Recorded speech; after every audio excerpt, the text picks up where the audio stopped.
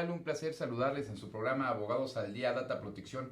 Un gusto, mucho gusto volver a estar con ustedes nuevamente en su programa. El día de hoy vamos a tener un programa muy especial, ya que tenemos como invitado al doctor Daniel Ortiz Lora. ¿Quién es el doctor Daniel Ortiz Lora? Bueno, pues nada más es el titular de la Correduría 71, es doctor en Derecho por la Universidad Panamericana, cuenta con la maestría también por parte de la Universidad Panamericana, estudió sus estudios de Derecho también en la Universidad Tecnológica de México y la Universidad Panamericana, es mediador certificado por la Universidad de Barcelona y el Centro de Justicia Alternativa de la Ciudad de México, ha sido parte de artículos de libros, artículos de revista, en fin, es todo un especialista en los temas que hoy nos atañen. Pero bueno, antes de seguir con el programa, me gustaría darle la bienvenida al co-conductor del mismo, el licenciado Joaquín Elizalde. Mi estimado Joaquín, ¿cómo estás? Hola, mucho gusto, muy contento Mario de estar en nuestro programa con nuestros amigos y sobre todo con un gran invitado, totalmente especialista de la nueva generación del derecho informático moderno en nuestro país, propulsor, investigador y desarrolla su práctica profesional en la correduría pública precisamente en estos temas tan importantes como es el comercio electrónico, digitalización de documentos, fe pública electrónica, etcétera. Y pues yo también quiero darle la bienvenida a nuestro invitado, Muchas el gracias, doctor Mario. Daniel Ortiz Lora, Muchas gracias, quien Joaquín. estimamos mucho y admiramos mucho por su trayectoria en esta área tan importante del derecho de la tecnología. Claro, es todo un innovador, miren, porque es tan importante la presencia del doctor Daniel Ortiz Lora, aparte de ser un gran amigo, tanto de Joaquín lo personal como de su servidor y del despacho. Es una persona innovadora, es un corredor que va más allá, que innova en asuntos de derecho, en aspectos de las tecnologías de la información, del comercio electrónico, todo lo relacionado de su especialidad, la correduría, lo lleva al ámbito de la tecnología, algo que muy pocas personas en México llevan y sobre todo en el ámbito, no solo de los abogados, pues cuanto más en las corredurías públicas. Pero bueno, vamos a empezar el programa. ¿De qué va a tratar el tema de hoy? Vamos a tratar nada más y nada menos que el tema de la norma oficial mexicana, de los requisitos que deben observarse para la conservación de mensajes de datos y digitalización de documentos. Como pueden ver, es un tema completamente que deriva de los datos, de los documentos que se mantienen por parte de las empresas, de las personas físicas, y qué mejor que un especialista en estos temas para platicarlos. Mi querido Daniel, bienvenido nuevamente. Gracias, Mario. De su programa. Mi estimado Daniel, ¿qué nos puedes comentar de entrada esta norma? ¿Para qué sirve? ¿Por qué fue creada esta norma? Bien, como toda norma oficial, yo creo que su principal finalidad es el esclarecer aspectos de carácter técnico en cuanto a la prestación de un servicio en este caso. Las normas en general pueden ser para establecer requisitos mínimos en cuanto a productos, servicios y en general, ¿no? Pero es algo importante. Son características o bien o de cuantificación o de especificación mínima de los requisitos para cumplir con un servicio. Algo que yo considero sumamente importante es que toda norma, su finalidad, y es algo que hemos platicado y con lo que casamos, es exclusivamente establecer características, establecer formas de prestación de un servicio o cualidades o calidades de un producto. En este caso estaríamos hablando sobre todo de servicios por el tipo de tema que se desarrollaría en cuanto a conservación de mensajes de datos y digitalización, no el legislar o el dar atribuciones. ¿Por qué? Porque ahí estaría rebasando lo establecido por nuestra propia Constitución, en el concreto el artículo 73, ¿no? Las facultades exclusivas del Congreso, cuando hablamos propiamente de la creación de normas, de normas de carácter legislativo, es decir, de la ley, sí, no de normas oficiales o de normas oficiales mexicanas que pueden tener o deben de tener un carácter técnico o de cuantificación o de calificación, como indicamos, ¿no? Claro. Y esto es muy importante que nos aclara nuestro invitado, porque precisamente lo que pretende reglamentar es algunas disposiciones del Código de Comercio, ¿es así? No lo sé si busca reglamentarlas o no. Mi postura es, ¿era necesaria la norma? Sí. ¿Excede o no excede? Yo considero que eso tiene que valorarlo en su momento, en el caso de una controversia, una autoridad competente. Yo no soy quien para hacerlo, ¿no? Pero sí, la finalidad exclusiva de toda norma, lo vuelvo a reiterar, es establecer características técnicas o de cualificación, de cuantificación o valorización. Por eso están en una ley, o nacen de una ley. la cual sí emana del Congreso, si bien es cierto, que es la Ley de Metrología y Normatividad. Posteriormente, en este caso, también las normas se están ocupando o están emanando de una ley, se pudiese decir, secundaria, tienen padre y madre. Podríamos decir que su padre es la Ley de Metrología y su madre podría ser alguna disposición de carácter específico, como es el caso del Código de Comercio, en concreto la norma 151, conservación y digitalización de documentos y mensajes, ¿no? Así De datos. Y esta norma, ¿a quién está dirigida?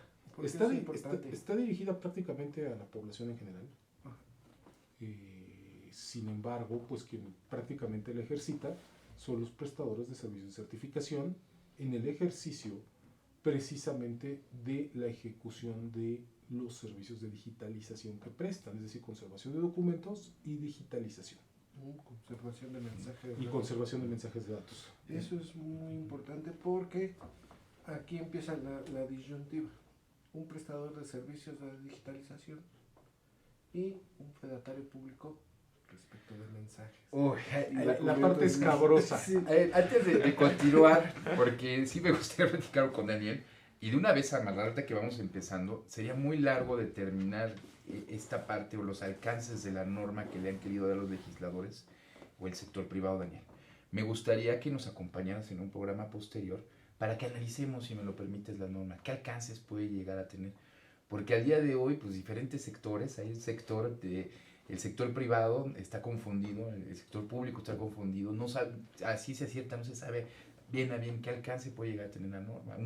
Como bien nos decía Joaquín, se puede tomar como la forma de reglamentar el Código de Comercio, pues estamos hablando de una reglamentación, de una ley. No y hay es una reglamentación. Exactamente, efectivamente, es lo que me gustaría que en un programa posterior analicemos, si te parece. ¿Qué tal te parece esta propuesta? Adelante, yo por mí encantado. Perfecto, de aquí continuamos, disculpe, porque solamente este tema nos puede llevar 2 o 3 programas. Adelante, mi querido Dani. Bien, retomando la pregunta de Joaquín, que diferencia entre corredores, notarios, es decir, fedatarios públicos y prestadores de servicios de certificación. Aquí hay un artículo y un precepto en el Código de Comercio, claro, el artículo 100 de este ordenamiento, que nos dice quiénes pueden ser prestadores de servicios de certificación, que propiamente serían, primero que nada, las empresas o las personas morales constituidas con ese fin, y que obviamente tienen que pasar una serie de requisitos que valida y que regula posteriormente la Secretaría de Economía. Por una medio entidad acreditadora, ¿no? En este caso sería la EMA. Sería una entidad más que acreditadora, sería reguladora, puesto que tiene unas facultades como autoridad para, desde el origen de darles la autorización, hasta en su momento revocarla o sancionarla o cuando ellos decidan dar términos, ¿no? Esto lo vemos por parte de la Secretaría de Economía porque en sí existe la entidad mexicana de acreditación, sí, que es la EMA. Claro. Y esto lo veremos precisamente en el programa, pero en este caso, ¿tú estás dando el concepto por parte de la Secretaría de Economía o por...? Es el concepto que marca el propio Código de Comercio. Es la Secretaría de Economía, muy bien, quien se encarga de su regulación por Ministerio de Ley y de una forma legal y puntual. Ya si existen otro tipo de acreditaciones que ellos quieran cumplir desde el punto de vista privado, digamos, no es lo que marca la ley. Serían posturas de carácter institucional que está bien que las tengan, ¿no? Porque guardan calidad, guardan ciertas posturas de incluyencia, de estándares mínimos, pero quien regula en todo tipo los prestadores de servicios de certificación es la Secretaría de Economía y en concreto la Dirección General de Normatividad Mercantil. Muy bien, y qué bien que nos los aclaras, porque, bueno, ya se puede decir esto por tercera y última vez para el próximo programa, pero estos términos que parecen muy sencillos, que tú nos aclaras, son los que han servido para confundir un poco el ambiente, este tipo de acreditaciones, ¿no? O de normas que están surgiendo. ¿Querías comentar algo, mi estimado? Sí, ¿y qué es lo que, a tu juicio, doctor, es lo que aporta? ¿Por qué la necesidad de cambio si ya existía una norma oficial? ¿Por qué cambiarla? En primer lugar, las normas son dinámicas, tienen vigencia, entonces habría que cubrir y ver que no estuviéramos fuera de dichos parámetros, ¿no? En segundo lugar, viene la reforma al Código de Comercio del año pasado, obviamente creo que es de marzo, sí, tiene un año aproximadamente que estuvimos platicándola aquí. Sí. Ya tiene un año que nos vimos. que es precisamente la digitalización de documentos, los cuales tienen diferentes preceptos a seguir que sí deben de ser regulados por norma en cuanto a su calificación, cuantificación, calidades mínimas de prestación del servicio, más no sobrepasar lo que marca el propio Código de Comercio. Que no me gustaría tocar esos temas tan abiertamente en este programa. Y esa es la necesidad de surgirlas. Perdón, Joaquín, volviendo con quién más puede ser prestador de servicios de certificación, que es lo que estamos viendo que hay en las empresas, el propio gobierno, las entidades gubernamentales, como es el caso del SAT, y pues, los fedatarios públicos, notarios y corredores. O la Secretaría de Turismo,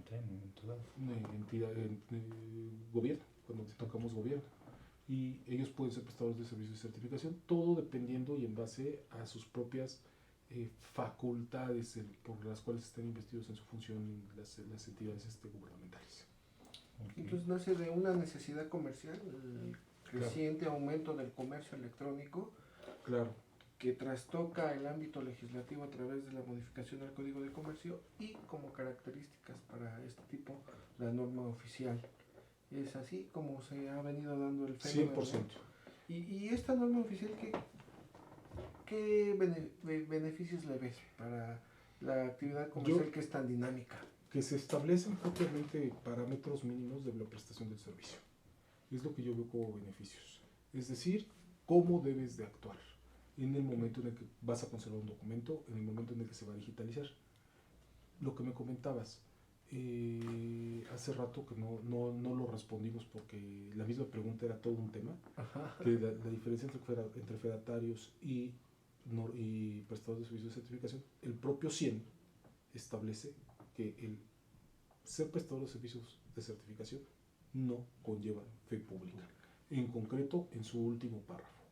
Es decir, no, a pesar de que la norma, que ahí es donde viene un poco la confusión, tal vez a la que me quería llevar Mario que hablara, que es que da parámetros por los cuales se puede llegar a entender que con la actividad, y el redactado de la propia norma, desde que era anteproyecto, se puede llegar a entender que los prestadores de servicios de certificación actúan con fe pública.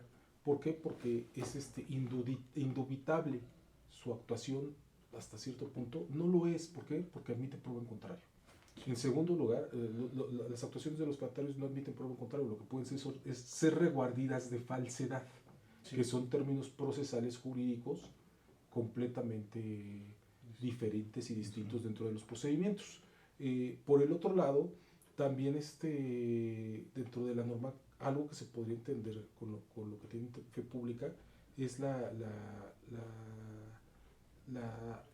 actuación de una nueva figura que es el tercero legalmente autorizado. O sea, no sería más que un contralor.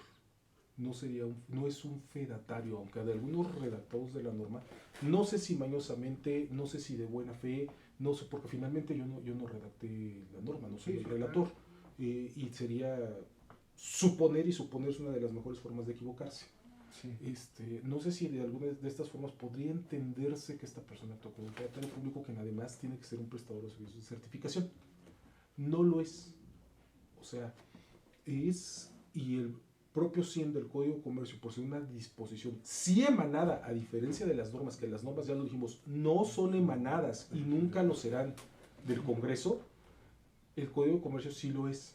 Entonces, al establecer el propio Código de Comercio, en su artículo 100, que los prestadores de servicios de certificación no tienen fe pública, es decir, porque no conlleva la fe pública, a menos que sean notarios o corredores públicos en el ejercicio de sus funciones y tengan también la calidad de ser prestadores de servicios de certificación, implica que esto no sea fe pública, sino sería una confianza de buena fe entre las partes. Sí, y eso es muy importante porque una de las funciones del fedatario es dar certeza jurídica de los actos en los que interviene. Claro. Y en materia mercantil, pues el especialista por excelencia es el corredor público en materia mercantil. Claro. Entonces eso es una diferencia muy importante y que sí debemos poner especial cuidado, aunque algunos de manera analógica quieren atribuir al prestador actos de fe pública, lo que no es jurídicamente ni sustentable, ni es la naturaleza del prestador de servicios de certificación. Claro. Como particular, como fedatario público, sí, en ejercicio él tiene la obligación de revisar que todos los actos en los que interviene cumplan. Se vuelve en calificador del acto jurídico, en revisor, claro, el supervisor de que el acto jurídico cumpla con ciertas formalidades de ley, que es evidentemente el prestador de servicios de certificación. Pues, de hecho, aquí no tiene esas facultades, ¿no? Acabas de tocar un punto que es un punto que puede llegar a tener alguna situación, llegar a presentarse, porque a fin de cuentas los corredores públicos como el doctor son los fedatarios. Exactamente. Pero una empresa certificadora te va a llevar un documento y va a dar fe, yo doy fe de que esto se entregó así, pues difícilmente, y la norma sí llega a confundir en varios momentos ante esta situación, pero bueno, es otro tema que tocaremos en otro momento. Nos queda muy poco tiempo, vamos a ir a unos anuncios. Amigos, no se vayan, regresamos en un momento. Muchas gracias.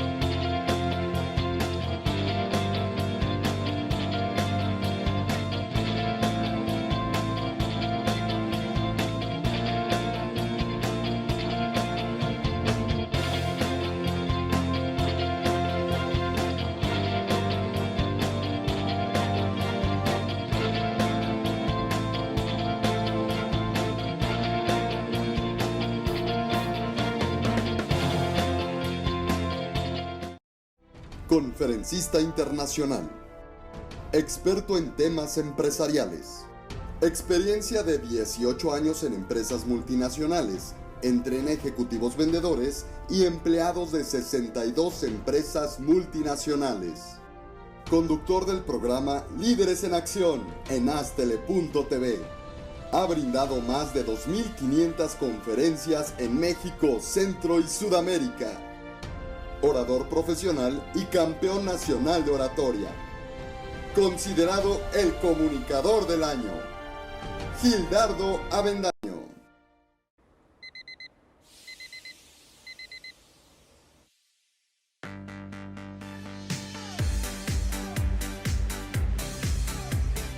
Cuando la vida te pone a sudar, hidrata la vida.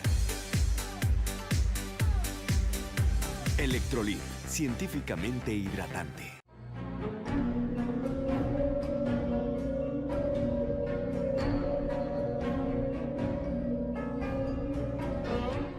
Rosso Fragola.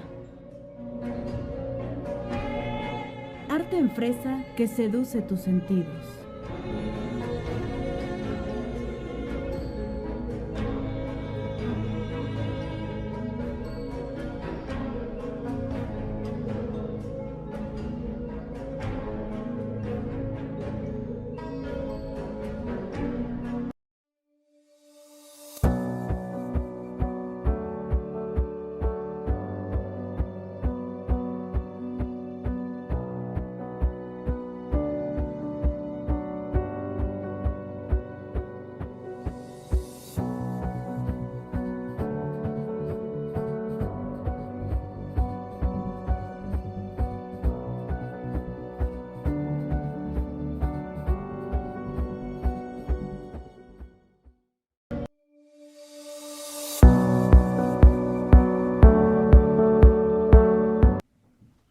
Amigos, continuamos en su programa Abogados al Día, Data Protección, con nuestro muy buen amigo el doctor Daniel Ortiz Lora. Estimado Daniel, para nuestros amigos que no tienen mucho conocimiento de esta norma, los alcances que tiene, ¿nos podrías platicar qué tipo de documentos son los que alcanza esta norma? Prácticamente son documentos de naturaleza mercantil, es decir, la correspondencia del comerciante, la información financiera 33 al 50 del Código de Comercio, es decir, documentos propios de la actividad de la persona que hace del ejercicio comercial, el ejercicio del comercio es su ocupación habitual. Propiamente sean ese tipo de documentos, es decir, prácticamente todo lo que conlleve la vida del comerciante. Ok. Sin importar el tamaño, si es pequeño, mediano, grande.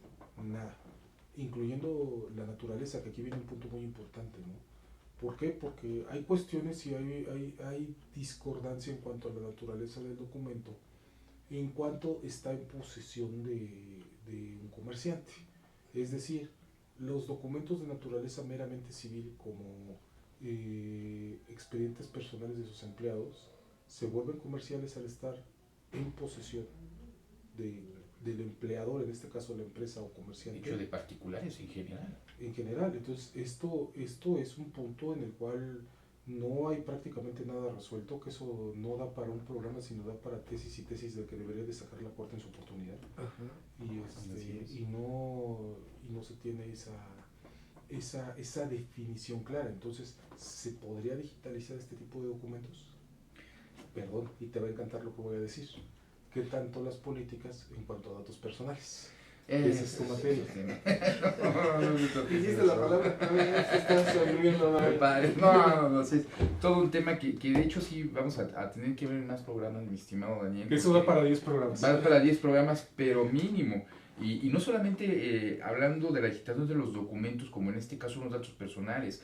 Hay otro tipo de documentos que en alguna ocasión tuve una charla de café, platicábamos, Daniel, que son los documentos históricos. Claro. En México, un documento histórico puede presentarse porque fue un acontecimiento importante en el que estuvo involucrado o en el que nació. Puede ser un documento que ya tiene algunos años y que representa parte de la historia del país, o puede ser un documento que representa el eje central de una empresa, por ejemplo, de un laboratorio, su licencia de salud. Estos documentos, al considerarse históricos y a ser manejados dentro de la digitalización, son todo un tema. ¿Qué nos puedes platicar al respecto, mi querido Dani? Pues podemos cometer hasta delitos por destrucción de patrimonio histórico, podemos cometer inclusive hasta delitos de lesa humanidad, sin exagerar. No, claro que si no. Nos vamos a destrucción de acervo cultural que pudiese ser considerado por la propia Organización de las Naciones Unidas. Yo creo que todos esos puntos son los que debe de tocar la norma en cuanto a la calificación, cuantificación, inclusive selección de los documentos. Yo veo que deja un muestreo muy aleatorio, lo cual puede ser riesgoso el que no esté establecido. Entonces aquí, si bien es cierto, está establecido en la norma, el código no permite el muestreo, yo considero que el muestreo sí era necesario por la cantidad enorme de documentos, pero que además del muestreo era necesaria una calificación y clasificación de documentos. Un peritaje es necesario para poder clasificar, ¿no? Yo creo que con una clasificación Claro. profesional era más que suficiente, ¿no? Claro. Perdón, y hablando de la destrucción, no nos vayamos a documentos históricos. Un pagaré, un contrato con firmas originales. A mí lo que me preocupa... Es otro tema también. Lo que me preocupa es cuando te reguardan dicho documento de falsedad, cuando te demanden eso, o cuando te digan, te invoquen la falsedad de la firma. ¿Cómo va a actuar el perito? ¿Cómo se va a poder...? Es imposible a través de una Claro. prueba pericial caligráfica, no va a Ya poder... dijiste, ni dactiloscópica, bueno, que el peritaje, el dictamen, simplemente no va a ser válido. Es uno de los puntos de riesgo dentro de la digitalización, ¿no? Yo estoy completamente a favor de la digitalización. Pudiese entenderse que no, por lo que he estado comentando ahorita. Yo, al ser una persona involucrada con estos temas, al estar comprometido con el derecho informático, con las nuevas tecnologías, en mi práctica y también en mi vida académica, donde tengo oportunidad de que me permitan dar clase, pues me tengo que ver comprometido y en pro de este tipo de cuestiones, con lo cual lo estoy. Sin embargo, eso no quiere decir que no vea los focos rojos que se prenden dentro de la propia actividad y de las reglamentaciones que se dan a esta, ¿no? Desde disposiciones de carácter legislativo hasta disposiciones de carácter normativo técnico, ¿no? Tú estás, como se dice vulgarmente, pues aquí, cañón, tú trabajas con documentos, vives con documentos, pero es de esos pocos abogados o corredores que son cosas raras en el ambiente, que optaron por seguirse especializando y se especializaron en estos temas que tienen que ver con su práctica profesional, ¿no? Algo que deberían pues, hacer una buena práctica los abogados en general, ¿no? Ya no solo de un ramo en específico. Conoces desde adentro la problemática, sabes que duele. Por eso también me atrevo a decir, lo que comenta estamos completamente de acuerdo, ¿no, Joaquín? No estamos en contra de la digitalización, sino en cómo se está llevando a cabo actualmente. Ese es el tema. Al referirme a peritaje, hay momentos en los que va a ser necesario un peritaje, sobre todo para los documentos históricos, porque de hecho así lo dictaminan las normas de la antropología, historia, el mismo Bellas Artes, y llegan a caer muchas veces archivos históricos en los mismos corredores, en los mismos notarios.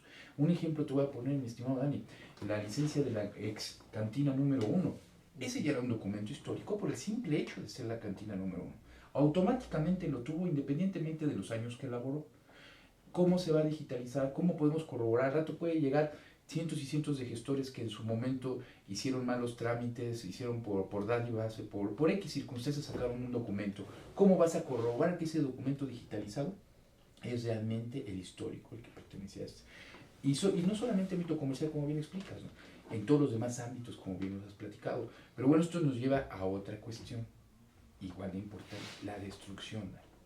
¿Qué nos puedes comentar sobre cuando ya digitalizamos un documento, cómo lo vamos a destruir? La destrucción y la conservación. Digamos aquí la conservación de documentos digitalizados o de los mensajes de datos o de la información, porque esto es algo muy importante. Si bien es cierto existe el concepto de equivalencia funcional, desde una forma técnica coloquial deja de existir el documento. Lo que nace es el documento físico nace el documento electrónico, lo cual no es más que datos. Estos datos, de forma análoga a los documentos físicos, existe una obligación de conservación que es por 10 años, al igual que la información de carácter mercantil física. Y posteriormente se puede, pues no proceder tanto a su destrucción, sino a la eliminación de los datos. Sí, claro. Y yo veo también aquí otro problema. ¿Qué tanto puede ser la tecnología falible y destruirse dichos datos antes del periodo D? De ahí que la norma, basándose un poco en lo que marca el Código de Comercio, presuma exclusivamente la buena fe del digitalizador y de la persona que pide los servicios, aunque el digitalizador está obligado a recabar firmas de que se llevó a cabo el servicio dentro de los mejores parámetros y lineamientos legalmente aplicables. Claro. Pues fíjate que qué bueno que nos aclaras, porque nos ha pasado en el camino que clientes de empresas establecidas han llegado a pensar, primero, que la norma es obligatoria, y segundo, que tienen que destruir los documentos físicos que tienen. ¿Por qué un poco me dio esta situación? Porque es la confusión, el grado de confusión que precisamente están surgiendo, emanando de las normas cuando salen. Y no digamos que esté mal, puede estar bien, mal, simplemente son puntos de vista de sus servidores, pero es necesario conocer todos los puntos de vista, porque así como nosotros, mucha gente interpretará de manera distinta el cómo tratar este tipo de información, este tipo de documentos. ¿No lo crees así, amigo? Sí, porque es muy importante. Tres conceptos que me gustaría retomar, que nos ha explicado el doctor muy bien y muy claro. Uno, la conservación de datos. Dos, la destrucción. Y tres, eliminación no es destrucción. Entonces, el que esta norma sea optativa para la conservación de los mensajes de datos y todo eso, implica un criterio para depurar qué información se va a conservar, cuál se va a destruir o qué datos se deben de eliminar. Claro. Y esto, pues hay términos legales que obligan a las personas, como nos dice, por un tiempo determinado para su conservación. Y dentro de esta actividad que se desarrolla para la conservación de datos personales, menciono una cuestión técnica. La cuestión técnica a determinar la norma no establece más que parámetros o estándares.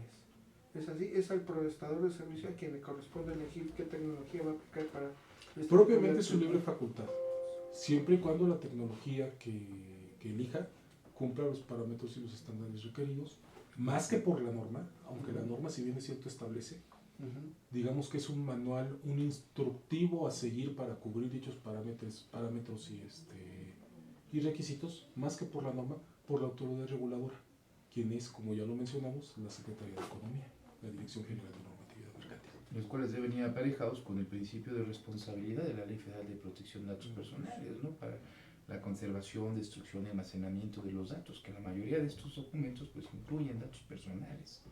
Y también no es muy claro en sí el tratamiento que se da en estos temas, pero bueno, insisto, ya será en otro programa que trataremos de tocar estos temas. Yo creo que se tendría que reformar la mayoría de los servicios de privacidad.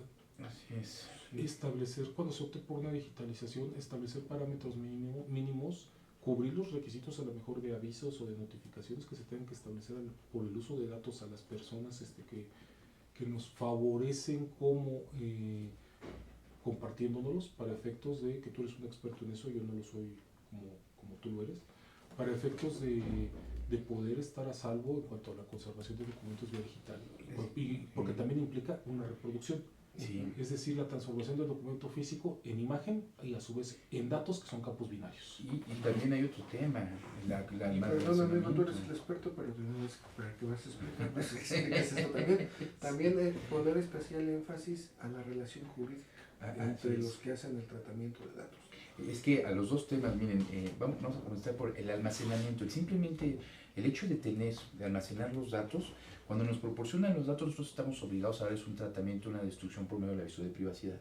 Sin embargo, cuando ya son digitalizados, estamos haciendo duplicidad de datos. ¿Hasta qué grado es necesario tener duplicada la información?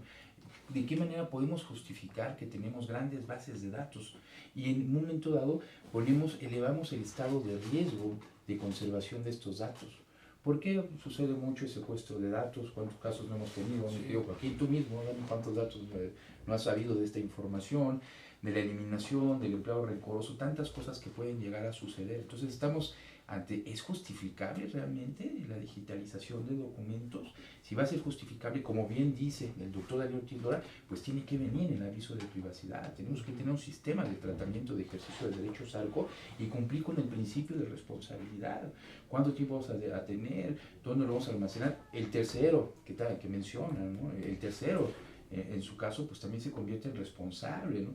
Tener un vínculo jurídico, no únicamente de nombramiento entre proveedor, sino un vínculo jurídico que conozca a la persona que entrega los datos, porque no es lo mismo, yo te entrego mi nombre, mi teléfono, ok, y lo voy a dar a un tercero, muy bien, pero si ya estoy duplicando para que se digitalice, lo ideal es crear un vínculo jurídico en calidad de que también sea responsable el tercero autorizado, y todo esto tiene que venir de conocimiento en el aviso de privacidad.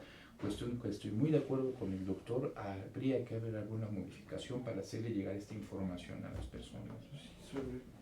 Sobre esta conservación y la mutación de la digitación, de la mutación del documento físico al documento digitalizado, ¿no? Claro, y más porque ya están interviniendo no solamente el tercero, mi querido Joaquín, de que necesitamos el tercero para cumplir con la finalidad, sino ya podemos hablar hasta de un cuarto, porque el tercero cumple para la finalidad, pero este cuarto o tercero, como gusten llamarle, además, va a digitalizar, son los terceros autorizados, los que...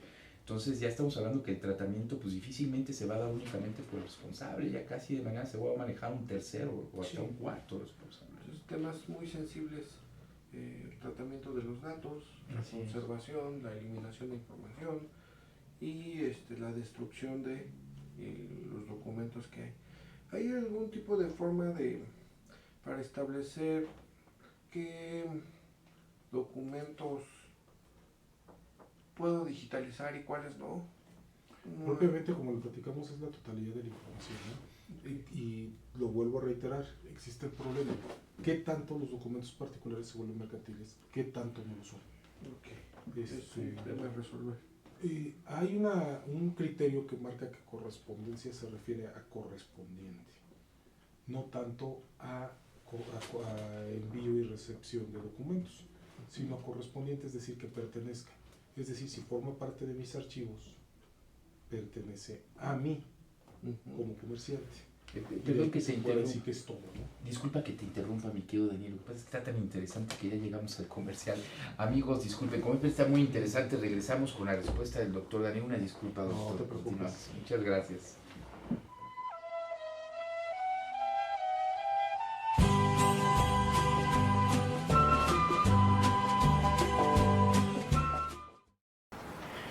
Buenos días con todos. Permítame presentarme.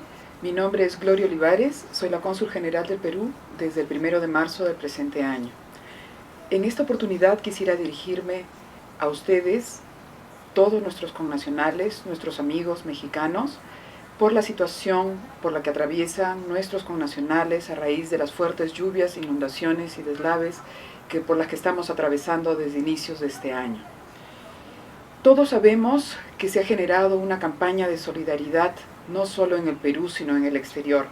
Y México es uno de los países que más nos viene ayudando, y dentro de México, obviamente, también nuestros compatriotas. En ese sentido, todos hemos seguido las noticias que se han venido sucediendo. Lamentablemente tenemos más de un centenar de personas muertas, 150,000 personas damnificadas y casi 1 millón de personas afectadas, así como hogares destruidos en estas últimas semanas. Sin embargo, también quisiera hacer mención, como lo digo, a la solidaridad del pueblo mexicano. Hemos recibido ayuda no solo del gobierno mexicano a través de sus rescatistas y médicos que se encuentran en este momento al norte de Perú, sino también hemos recibido ayuda de la sociedad civil mexicana a través de otro grupo de rescatistas que muy tempranamente viajaron al Perú a apoyar en los primeros momentos, y las empresas privadas mexicanas que también han aportado algún material como carpas, motobombas, para tratar de aliviar en algo la situación por la que vienen atravesando los peruanos, especialmente al norte del Perú. En ese sentido, el Ministerio de Relaciones Exteriores, a través de todos los consulados y embajadas en el exterior, nos han dado la instrucción de abrir cuentas bancarias a fin de obtener la mayor cantidad de donaciones para destinarlas directamente al Instituto de Defensa Civil, ente encargado de coordinar toda la ayuda que se está dando. Quisiera en este punto hacer una referencia y agradecer las múltiples llamadas de personas que desde el inicio ofrecieron donar bienes en especies para ser trasladados al Perú. Sin embargo, quería comentarles algo que ya muchos de ustedes conocen, y es la dificultad que en la mayoría de los casos se enfrenta al tener que dar una suma muy alta de dinero por el costo del transporte de los bienes que muy gentilmente la gente está procurando donar. En ese sentido, invoco a todos los peruanos a continuar cooperando con la cuenta que ha abierto la Embajada y el Consulado del Perú, cuyo número aparecerá en pantallas, e invitarlos que mientras esté abierta esta cuenta, inviten así mismo a otras personas. Cualquier monto es una ayuda. Tenemos donaciones desde 10 pesos hasta 40,000 pesos, todas las agradecemos de igual manera. Y en ese sentido también quisiera invitarlos a todos ustedes a una actividad que estamos organizando que hemos denominado el Menú de Solidaridad. El día 23 de abril, un domingo, para que todas las familias puedan asistir, los esperamos en el Colegio Amauta, un colegio de peruanos que nos los han prestado, donde tendremos la oportunidad de ofrecerles 3 menús totalmente donados por restaurantes y personas individuales que radican acá en Ciudad de México, que costará la suma de 150 pesos. Todos los fondos serán destinados íntegramente a la cuenta de la Embajada, que, como les comento, irá directamente, previo aviso a toda la comunidad peruana de lo que se ha podido recolectar ese día, al Instituto de Defensa Civil del Perú. Quisiera agradecer en esta oportunidad a Astele TV, que nos está permitiendo llegar a la mayor cantidad de hogares, oficinas peruanos a través de su señal en Internet. cualquier comunicación que ustedes desean tener sobre la situación de los damnificados, sobre los eventos que estamos organizando, por favor contacten al consulado al teléfono que figurará también en pantallas.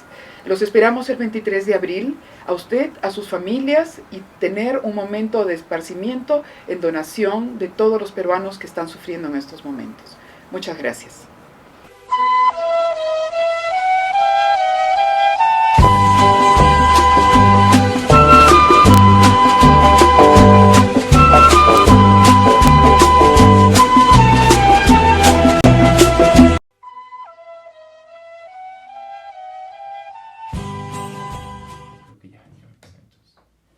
Amigos, continuamos en su programa Abogados al Día, Data Protección. Mi estimado Joaquín, ¿quieres preguntarle algo al doctor Daniel Ortiz Lora? Pues con todo este ámbito de digitalizar documentos, recibirlos, conservarlos, destruirlos, pues evidentemente el ámbito procesal, que es una parte importante de la que nos dedicamos, como sabes, pues también tiene sus repercusiones. Y a mí me gustaría el doctor, como estudioso que es de estos temas, que nos diera su punto de vista sobre la autenticación de notificaciones en un procedimiento administrativo o judicial. ¿Cuál sería tu punto de vista, doctor, respecto a La Ley Federal del Procedimiento Administrativo parte de algo muy importante. La notificación electrónica es optativa. Es decir, la parte tiene que dar su consentimiento, en este caso el particular, a las dependencias gubernamentales, para que pueda optar por notificaciones de esta naturaleza. ¿Esto con qué finalidad? Precisamente no violentar derechos, no violentar garantías individuales, no violentar derechos humanos ni fundamentales.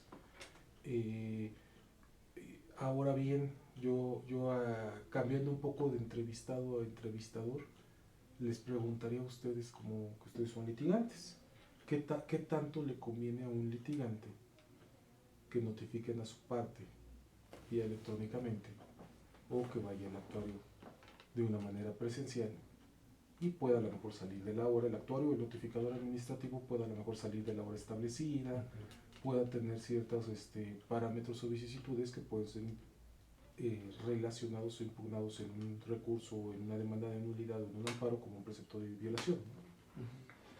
Pues bien, de la manera, bueno, por ejemplo, en algunos asuntos administrativos, pues valdría el caso comentar que no podemos apegarnos tanto a las tecnologías de la información para asuntos tan delicados. Aún. Sí, o sea, nosotros, pues, lógica, estamos a favor de las tecnologías, pero no están las condiciones dadas para poder dejar una situación tan importante, tan responsable a las tecnologías de la información. Menos cuando no contamos con un ámbito legal, un conjunto de leyes que pudieran, de reglamentos, que pudieran apoyar a este tipo de notificaciones. Creo que, o en mi particular punto de vista, te los va a platicar Joaquín, yo creo que no es todavía el momento. Porque hay muchas personas que sí tienen su teléfono celular, pero no saben manejar una computadora.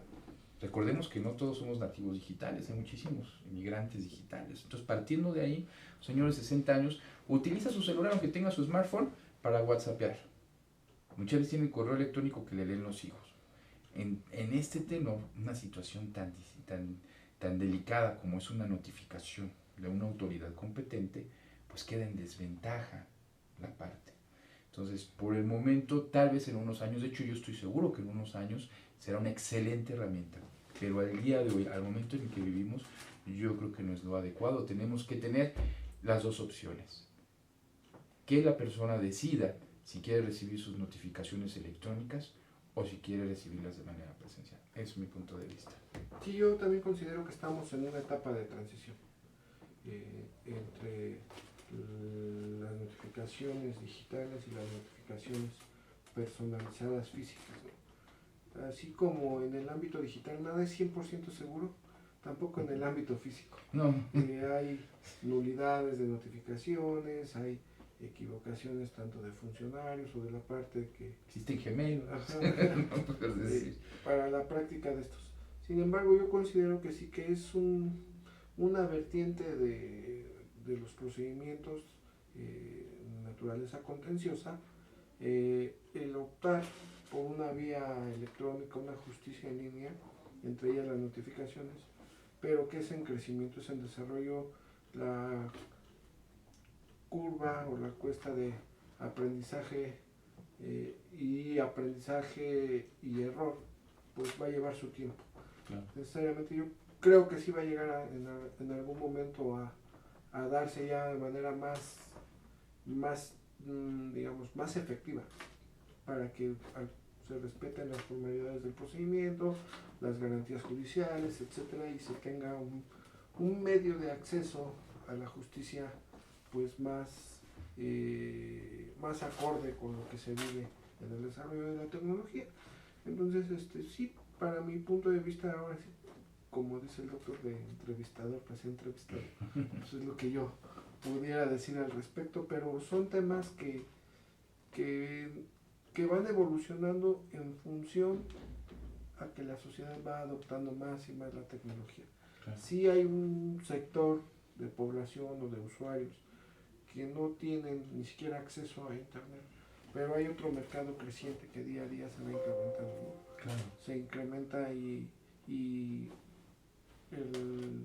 el nicho o el sector que más se ve impactado pues es el área de comercio, ¿no?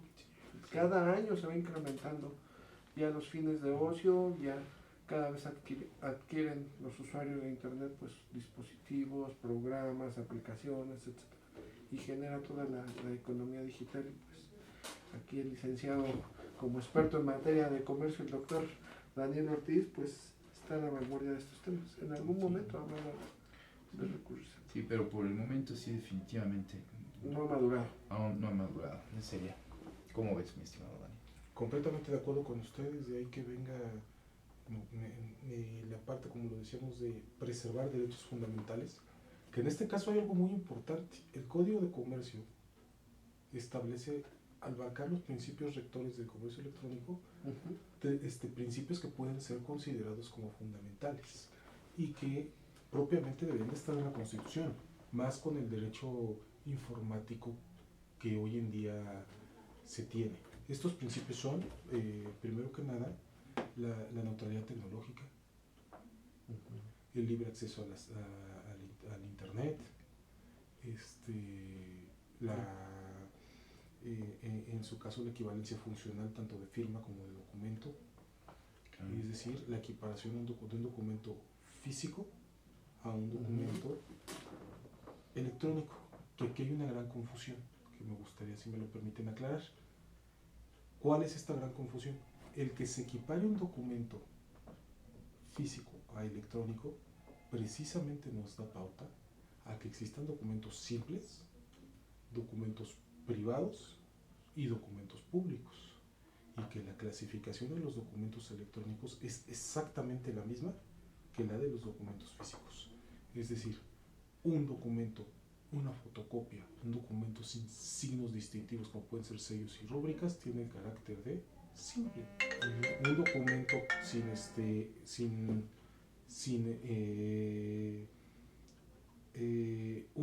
sin emanar de la autoridad gubernamental o de un fedatario público del ejercicio de sus funciones, tiene el carácter de privado, y un documento que emana de alguna autoridad gubernamental o de archivos públicos tiene el carácter de público. Sí, es importantísima esa explicación, ¿no?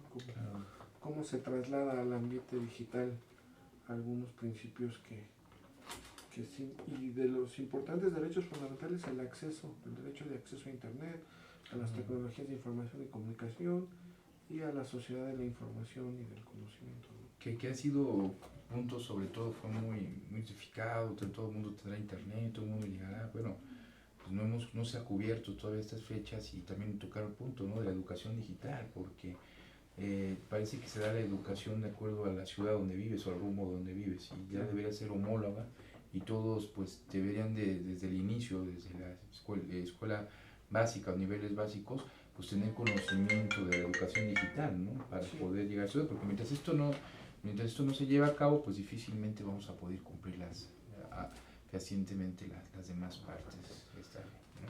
Muy bien, ¿alguna cosa, doctor, que ¿Quisieras agregar que no te hayamos preguntado? Por mí sería todo, ¿Quisieras perdón por el adicionar? teléfono, pero se me descompuso el silenciador.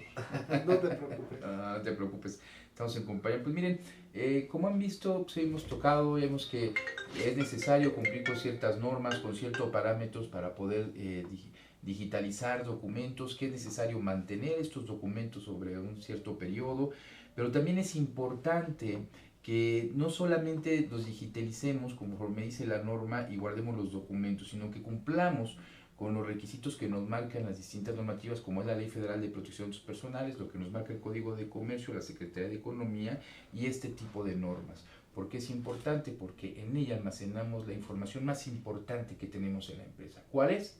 La de nuestros clientes. Entonces, pues es algo que les recomendamos que pongamos principal atención. Estamos ya inmiscuidos de lleno en la etapa del comercio electrónico. Todas estas son partes integrales del comercio electrónico.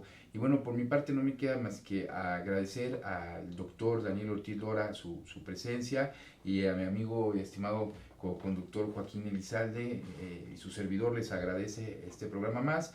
Mi estimado Joaquín, un gusto haber estado contigo. Mi estimado Daniel, un gusto haber compartido.